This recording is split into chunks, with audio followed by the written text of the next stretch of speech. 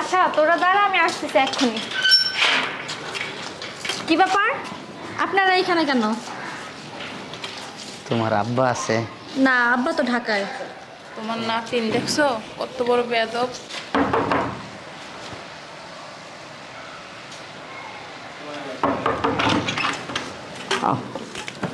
আস্তে আস্তে ব্যথা পাইবা। আরে আব্বা আম্মা ভিতরে ঢুকে গেল কা? বাইরে দাঁড়াইতা। কত দূর হাইটে এসি তো অবেগ হয়ে গেছে। তোমরা কি আইছো আমার সংসারে গ্যাঞ্জাম লাগাইতে?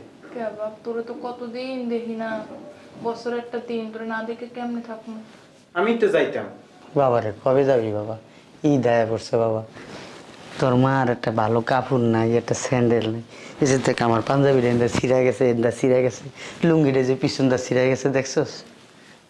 নতুন জামা কাপড় কিনা দিবি না বাবা আমাকে? আমি তো ঈদের পরের দিন তোমাদের জামা কাপড় নিয়ে যাইতাম। ঈদের পরের দিন বাবা, ঈদের দিন দিবি না বাবা? এই টুকার বাচ্চারা আপনারা কেন আসছেন? হ্যাঁ কেন আসছেন বলেন? আইসে যেহেতু করছে কি করি? সব হইছে আমার পোড়া কপাল, এখন তো আমারই বলতে হইব তুই কি করবি না?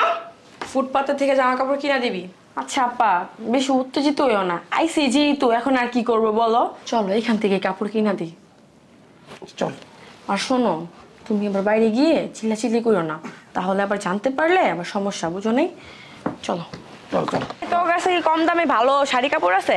আর আপা কন কি, শার্ট প্যান্ট লুঙ্গি শাড়ি ব্লাউজ উন্না যা লাগবো সবই আছে। আয় আয় ভিতরে আয়, তাড়াতাড়ি আয়। না না, কখন আসছেন? আসে তো অনেকগুলো যে, তোর দেখলাম না। আর আম্মু, ওরা এখনো বাসাতে বের হয়নি কেন? দাঁড়াও, এই শোনো বাবা, ওদেরকে বাসা থেকে বের করার ব্যবস্থা করো তো। বিয়াই আমার ছেলে তো। তোর ছেলে সামনে এসে গেছে, ওঠ। ছেলের একটু ডাক দেন না। এই তোর কিসের ছেলে? হ্যাঁ হাপুতগুলি বিদায় হয়েছে, ছোট লোক কোথা করে। ভালো হয়েছে আম্মু, ওদের পাঠিয়ে দিই। বাবা তুমি কোথা থেকে আনছো?